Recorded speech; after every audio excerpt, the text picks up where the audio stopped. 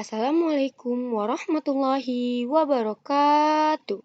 Selamat pagi anak-anak. Kembali lagi bersama Bu Rani Rasyida Sabrina di kelas 3 tema 2 subtema 2 pada pembelajaran kelima. Nah anak-anak, bagaimana kabarmu hari ini? Semoga anak-anak ibu dalam keadaan sehat ya. Nah mari kita mulai pembelajaran dengan membaca doa terlebih dahulu. Berdoa selesai. Nah, mari kita bermain peran. Tahukah kamu, domba adalah hewan yang masih satu keluarga dengan kambing. Nah, ini adalah gambar domba yang ada di depan layar ini ya anak-anak. Domba mirip kambing, namun memiliki bulu yang tebal. Bulunya biasanya dijadikan benang wol. Daging domba dapat diambil manfaatnya. Biasanya diolah menjadi gulai, satai, dan sebagainya.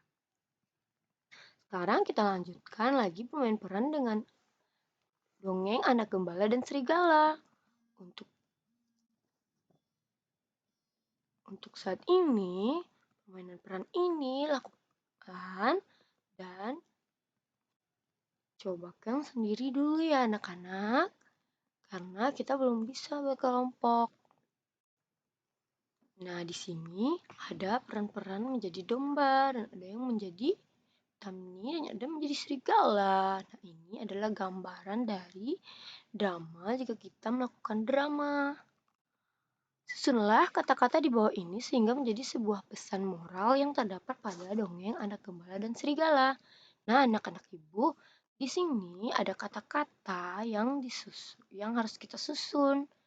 Nah, dari kata-kata inilah terdapat pesan moral dari cerita dongeng anak gembala dan serigala yang sudah kita baca kemarin ya. Nah, ada lagi, tidak membohong dipercayai akan pernah mereka berkata walaupun benar. Kira-kira mana yang benar? Ya, kita susun terlebih dahulu. Anak-anak ibu bisa mencari kata yang pertama. Kata yang pertama ditandai dengan huruf kapital. Mana yang mempunyai huruf kapital? Ya, pembohong. Nah, pembohong adalah kata pertama yang merupakan pesan moral di sini. Nah, kata pertama adalah pembohong. Pembohong tidak akan. Nah, ayo silakan dilanjutkan ya anak-anak ibu buat di buku latihan. Nah, sekarang perhatikanlah gambar berikut ini. Wah, ada apa anak-anak? Ya, ada anak-anak yang sedang beristirahat dan bermain, ada yang ngobrol. Nah, di sini lihat ada yang terjatuh dan dibantu oleh temannya. Setiap hari Benny memberikan makanan kepada ayam-ayamnya. Benny juga membantu ayam membersihkan kandang ayam. Ayam-ayamnya sudah menghasilkan telur, daging, dan suara yang indah. Benny berpikir ayam akan senang jika kandangnya bersih. Di sekolah, Benny juga selalu berbuat baik. Ia sering membantu teman yang terjatuh supaya berdiri kembali. Kita perlu bersikap baik kepada sesama manusia. Kita akan merasa senang jika ada orang lain yang menolong kita. Orang lain pun akan merasakan senang jika kita membantu mereka. Bersikap baik kepada sesama manusia adalah bentuk pengamalan Pancasila. Tepatnya pengamalan sila kedua Pancasila yaitu kemanusiaan yang adil dan beradab ya anak-anak. Nah jadi jika kita saling menolong, suka membantu sesama, artinya kita sudah mengamalkan sila Pancasila yang kedua yaitu kemanusiaan yang adil dan beradab. Ingat ya anak-anak. Nah, sikap apa saja yang telah kalian lakukan? Tulislah sikap-sikap baik yang telah dilakukan pada tempat yang tersedia.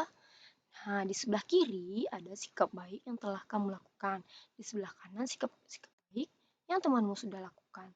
Nah, kira-kira pada masa pandemi ini yang bisa kita lakukan adalah sikap-sikap baik yang telah kamu lakukan. Silakan catat. Jika sikap-sikap baik yang temanmu sudah lakukan, boleh pada saat sebelum-sebelumnya atau di kelas 2 sebelumnya ya anak-anak. Nah, kerjakanlah ini jika sudah diminta oleh gurumu. Nah, buatlah percakapan yang menceritakan perbuatan yang telah kamu lakukan kepada teman. Bermain peranlah sesuai percakapan yang kamu buat. Nah, di sini kita membuat percakapan anak-anak. Contohnya, nih, saya. Lalu siapa teman saya? Misalnya Tina. Nah, saya titik dua, siapa, apa kalimatnya? Nah, silakan bukan. Nah, saya, misalnya saya berkata, kenapa kamu bermenung? Lalu Tina berkata, aku tidak bisa menulis. Lalu saya lagi, kenapa kamu tidak bisa menulis? Karena pensilku ketinggalan, kata Tina. Ini aku berikan pinjaman pensil untukmu. Wah, terima kasih. Nah, itu adalah salah satu contoh percakapan tentang menceritakan perbuatan yang baik yang kita lakukan kepada teman. Nah, anak-anak, Beni sedang mengerjakan PR matematika. Ternyata soalnya tentang perkalian. Ia teringat tentang cara menyimpan anak ayamnya di kandang. Ia bisa membaginya dalam beberapa kelompok. Nah, istilah titik-titik di bawah ini yang memperhatikan sifat pertukaran pada perkalian ya anak-anak. Nah, di sini ada 5 ya di nomor 1. Sedangkan di sama dengannya ada 7. Berarti di depannya adalah angka 7 ya, bilangan 7.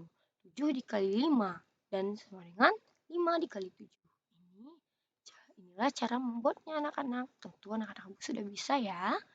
Di sini 9 kali, nah di sini ada 6-nya. Berarti 9 kali 6 sama dengan 6 dikali 9. Nah, silakan dilanjutkan pekerjaan ini ya anak-anak. Jika sudah diminta oleh gurumu. Nah, mari kita lihat kegiatan bersama orang tuanya pada pembelajaran ini. Siswa dan orang tua bermain peran tentang hewan peliharaan dan pemiliknya.